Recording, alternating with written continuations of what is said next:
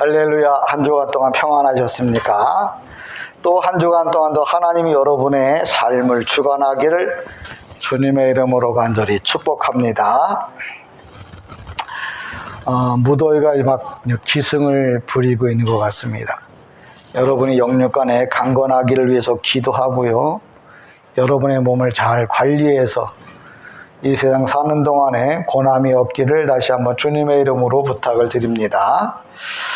세상의 이치라는 게 다 그렇잖아요. 심는 대로 거둔다고요. 많이 심으면 많이 거두게 돼 있죠. 제가 왜 이야기를 하느냐면 한 달 전인가요? 한 두 달 전인가?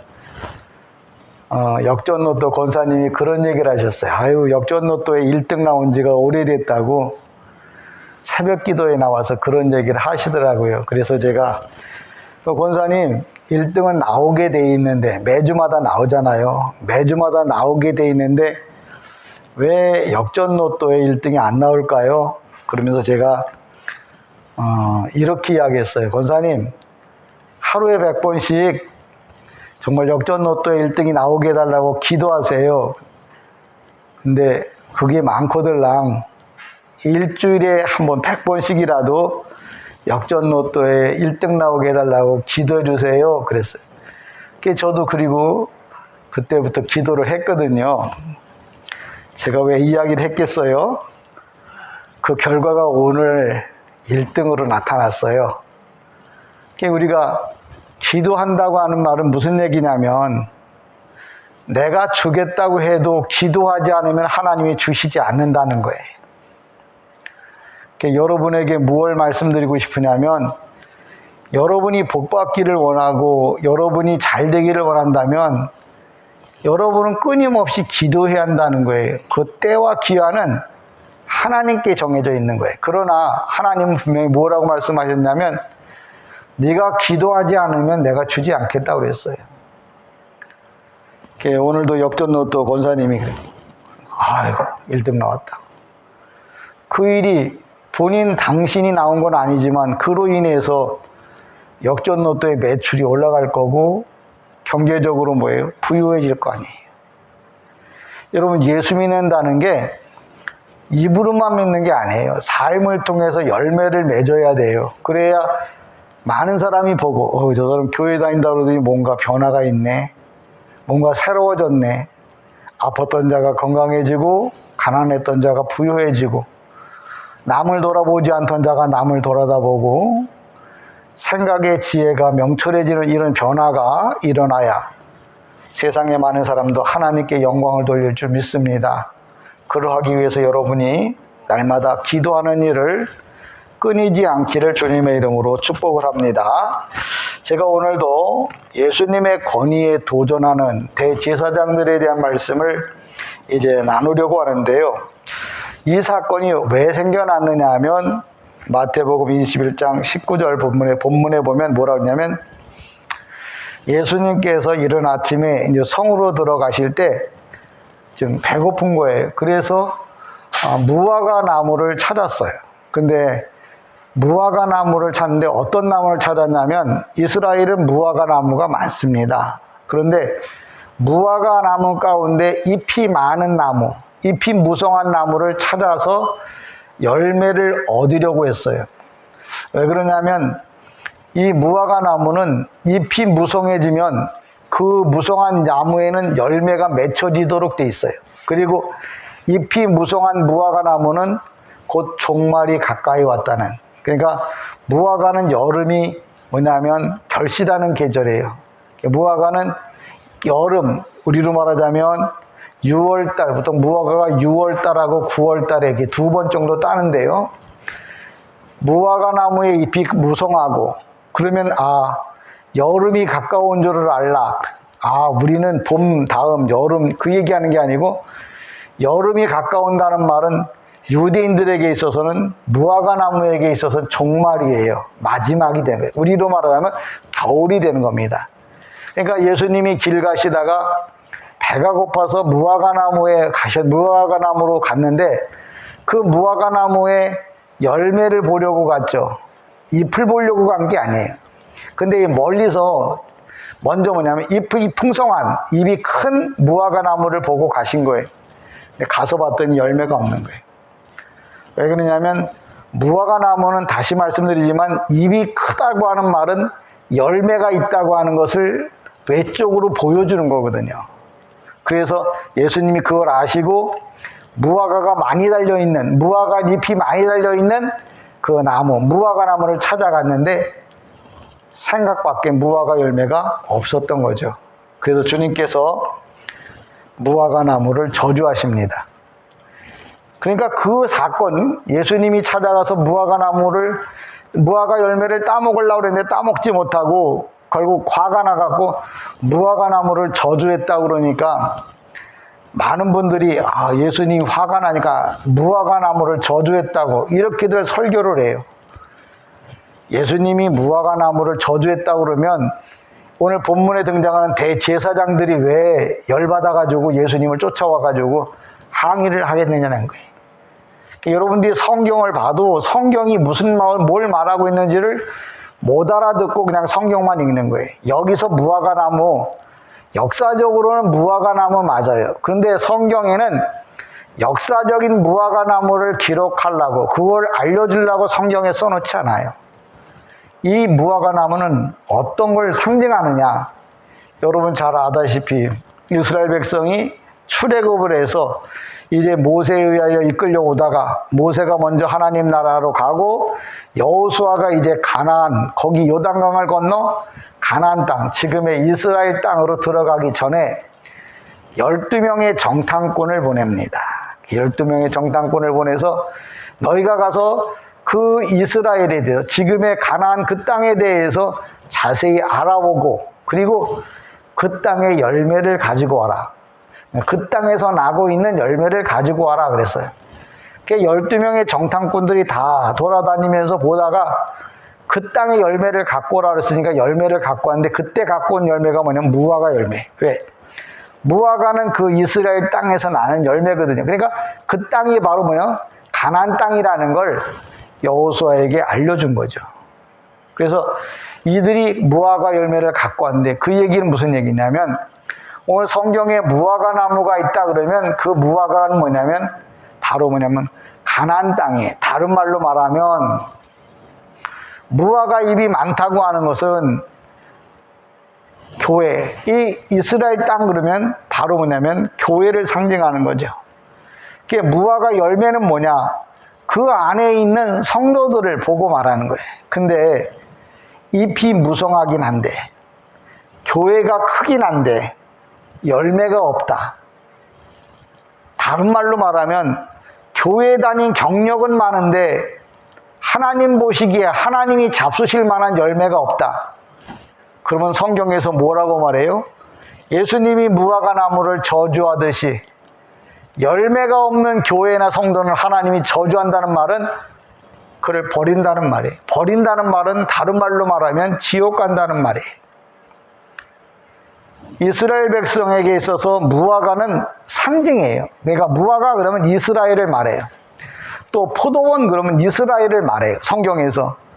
오늘도 우리에게 성령께서 뭐라고 말하냐면 예수님이 막 이 땅에 오셨다면 한국의 큰 교회를 찾아가든 작은 교회를 찾아가든 신앙생활을 오래 한 분을 찾아갈 거예요. 그래서 그 교회 집사님이 누구세요? 권사님이 누구세요? 장로님이 누구세요? 목사님이 누구세요? 하고 물어볼 거예요. 왜? 그들은 교회 다닌 경력이 많잖아요. 예수 믿은 경력이 많잖아요. 그러니까 거기에는 당연히 뭐예요? 열매가 있어야 하는 거예요. 그 얘기를 하는 거예요. 교회 다닌 경력이 많다 하는 말은 잎사귀가 무성하다는 말이에요. 오래 다녔으니까. 이스라엘의 무화과는 잎사귀가 무성하면 열매도 당연히 있고 큰 열매가 맺혀지도록 되어 있는 게 정식이에요. 정석이에요. 근데 예수님이 가보니까 잎은 무성한데 열매가 없더라는 거예요. 그러니까 뭐라고 그랬다고요? 저주했다고요.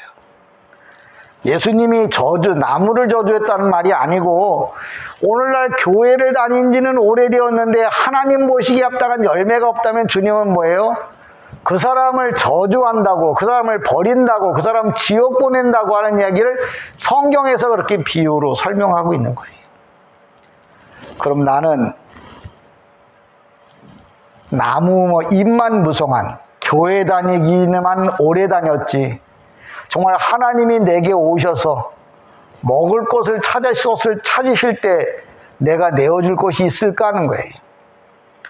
여러분이 교회를 다닌 지 오래되었는데 하나님이 먹을 만한 성령의 9분과 열매, 사랑, 온유, 겸손, 인애, 지혜, 은사, 이런 성령의 9분과 열매가 여러분의 마음속에 있어야 주님이 오셔서 여러분의 그늘에 쉬어서, 원래 무화과 나무라는 건 뭐냐면 큰 그늘이에요. 그 그늘에서 배고프고 힘든 것들을 위로받고 치료받는 거예요. 주님이 여러분의 집에, 여러분의 가정에, 여러분의 삶 속에 오셔서, 야, 참 나는 여기 잘 왔다. 내가 배고플 때 네가 사랑의 열매가 많이 맺혔네, 충성의 열매가 많이 맺혔네, 감사의 열매가 많이 맺혔네, 나는 그걸 따먹으면서 너와 함께 있겠다고 이렇게 말씀하시는 거예요. 근데 여러분, 나무가 열매가 없으면 어떻게 돼요? 한번 발로 차고 어이 또 다른 데 가봐야지. 그리고 뭐예요? 그 나무를 떠나는 거예요. 그 떠남을, 그러니까 내가 떠나는 건 상관없어요. 창조주가 떠난다고 하는 말은 지옥 간다는 얘기예요. 여러분들이 교회 다닌 경력이 많아서 집사, 권사, 장로, 목사가 됐는데 하나님으로부터 하나님이 여러분에게 무언가 받아잡수시려고 하는데 아무것도 없다. 그럼 뭐예요? 주님께서 저주하신다고 하는 이야기. 근데 여기 나무를 저주했다고 그랬는데 그 다음에 뭐냐면 제사장들이 화가 뿔이 났어. 왜?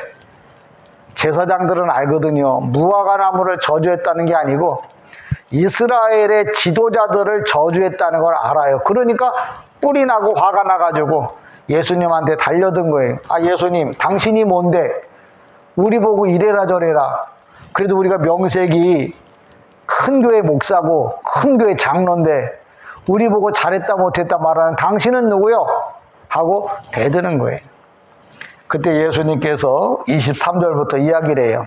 뭐라고 말하냐면, 그래, 내가 무슨 권세로 무슨 그 뜻을 가지고 무화과 나무를 저주했는지, 너희들 보고 잘못했다고 얘기했는지 내가 알려줄 테니까 그럼 내가 물어보는 대답 좀 대답해다오. 물어보는 질문 좀 대답해다오. 그 질문이 뭐냐면, 세례자 요한 알지? 유대인들은 다 알잖아요. 그 사람의 권세가, 그 사람의 그 모든 행동이 하나님께로부터 온 거냐 사람에게로부터 온 거냐라고 물어봅니다. 그러니까 대제사장들이 세례자 요한에 대해서 알거든요. 또 많은 백성들은 세례자 요한을 선지자라고 알아요. 선지자라고 하는 말은 뭐냐면 앞에 것을 미리 이렇게 앞서 말하는 게 선지자가 아니라, 그것도 선지자죠. 근데 이 선지자는 뭐냐면 하나님께서 갖다 놓은 사람들이에요.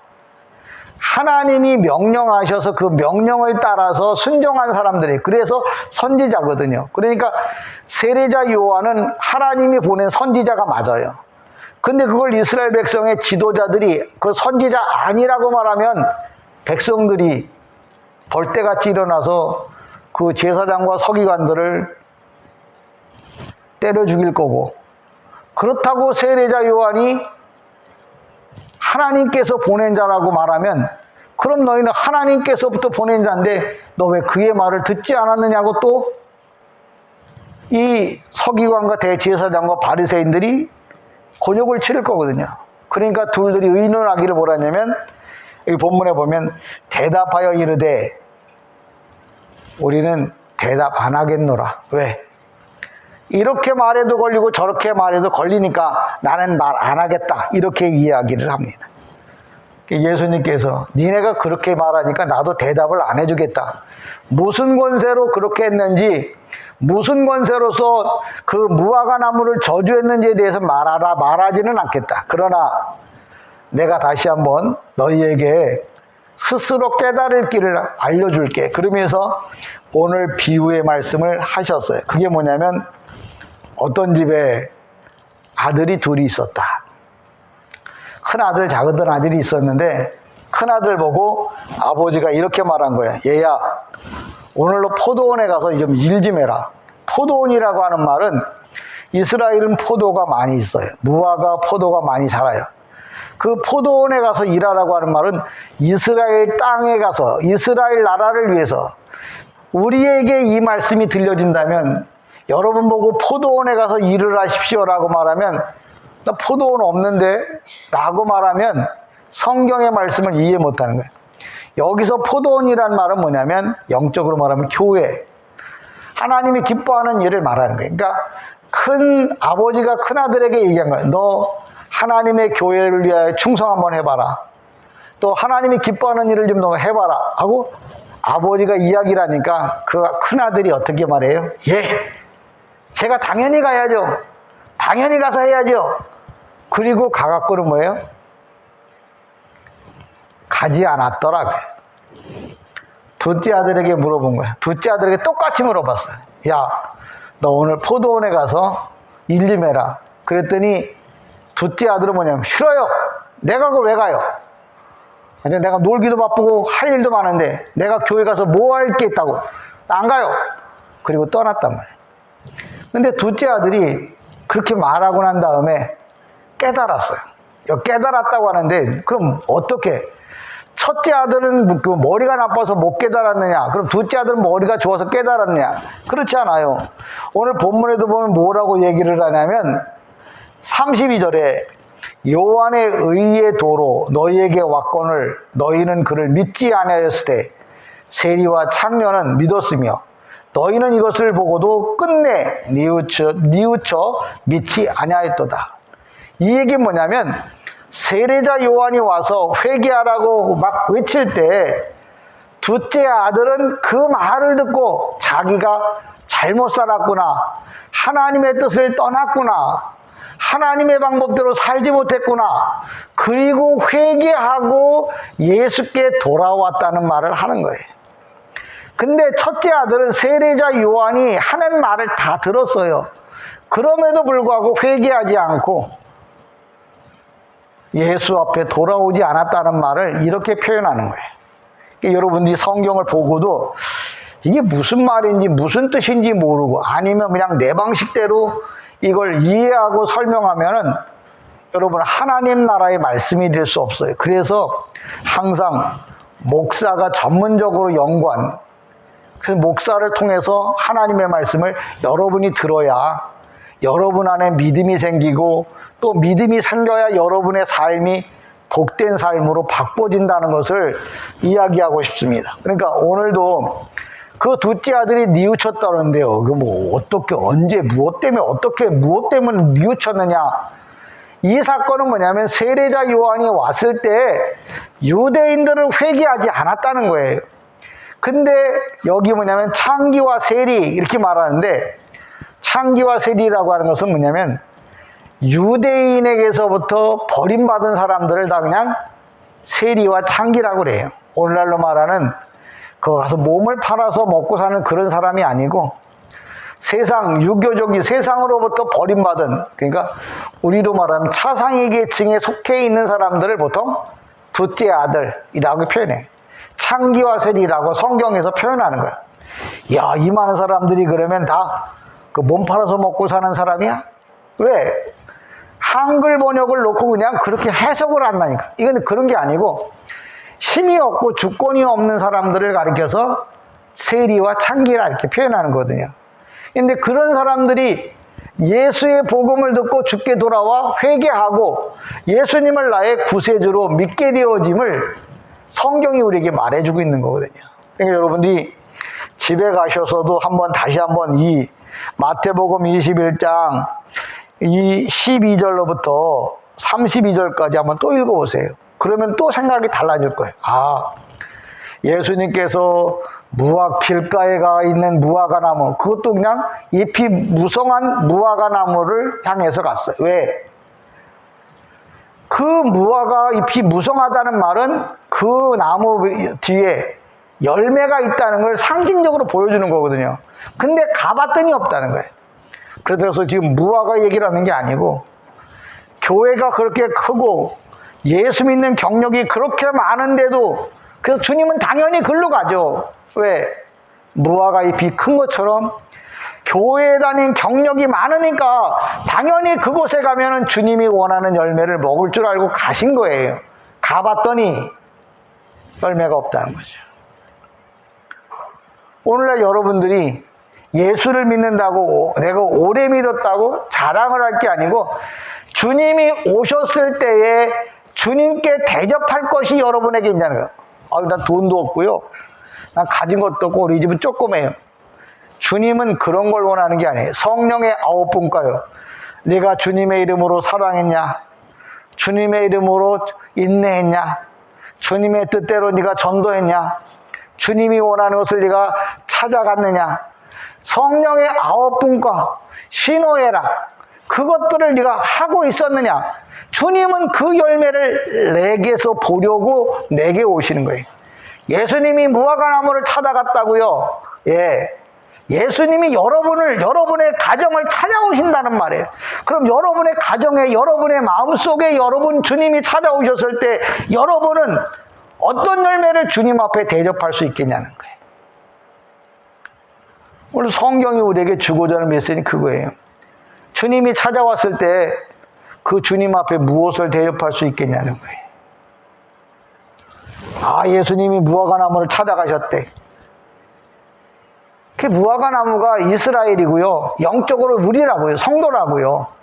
찾아갔는데 어떻게 했다고요? 아무것도 없더라고요. 형식만 있고 교회 다니는 타이틀만 있고 집사며 권사며 목사인데 타이틀만 있지 주님이 원하는 열매가 없었다는 거예요. 그럼 주님이 그럼 어떻게 하신다고요? 버린다고요.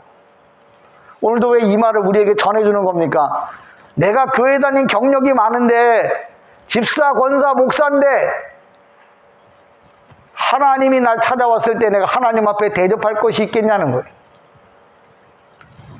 만약에 있다면 다행이고 없다면 뭐예요? 지금부터 준비해야죠. 주님이 언제 오실지 모르잖아요. 그 종말이라는 게 뭐예요? 어느 날 갑자기 개인에게는 죽음이요. 전쟁으로 인한 죽음도 있을 거고 질병으로 인한 죽음도 있을 거고 정말 주님이 오셔서 온 세상을 마지막 심판할 날도 있을 거예요.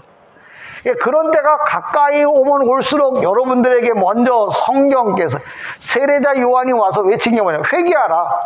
잘못된 거 고쳐서 올바르게 살라고 하는 게 회개하라고 하는 거예요. 여러분들에게 목사가 잘했어요, 착하게 잘해, 착해요, 예뻐요 그 얘기보다 잘못한 것 있으면 고치세요. 바르지 못한 것 있으면 바르게 사세요. 왜? 곧 주님이 오실 거니까. 주님이 지금도 두리번 하고 계실 거예요. 어떤 무화과나무한테 가가지고 내가 배고픈 것을 해결을 받을까? 어떤 교회 어떤 성도를 찾아가서 내가 위로받고 치료받고 주님의 행복을 느낄 수 있을까? 오늘도 주님은 찾아서 오늘도 돌아다니고 계실 거예요. 오늘 본문이 우리에게 주고자 하는 얘기, 잎만 무성한 나무가 아니라 열매가 있는 나무가 되어지기를. 오늘도 둘째 아들에게 그렇게 말합니다. 너 가라고. 이 첫째 아들은 뭐예요? 둘째 아들은 이방인들, 첫째 아들은 뭐예요? 유대인들이에요. 그러니까 유대인들이 열매가 없는 것을 예수님께서 무화과 비유로 뭐예요? 잎만 무성하지 열매가 없다고 책망해서. 그 소리를 알아들은 제사장들이 유대인들의 대표가 와갖고 예수님한테 당신이 뭐가 잘났다고 우리한테 감나라, 곶감나라, 대추나라 이 얘기하느냐는. 주님이 또 비유로 또 설명하는 거예요. 야, 이렇고 이런데 누가 아버지의 뜻대로 행한 자냐? 그 얘기 뭐예요? 그들도 말해요. 둘째 아들입니다. 이 얘기는 뭐냐면 예수님이 너는 잘못했고 둘째 아들은 잘했다. 그리고 난 다음에 또 무슨 얘기를 하시겠어요? 첫째 아들 보고 너도 가서 회개하고 예수를 믿어서 천국에 오라고, 천국에 들어가라고 오늘도 전도하는 모습으로 우리에게 다가오는 거예요. 오늘 성경에 보면 근데 그들이 회개하지 않더라고요. 오늘도 마음이 완악한 자는 회개하라고 외치면 야 너나 잘해라, 너나 똑바로 예수 믿어라. 지도 제대로 못하는 게 그리고 뭐예요? 원망하고 욕한다고요. 아이고 지나 잘하지. 그래도 세례자 요한은 외쳤어요.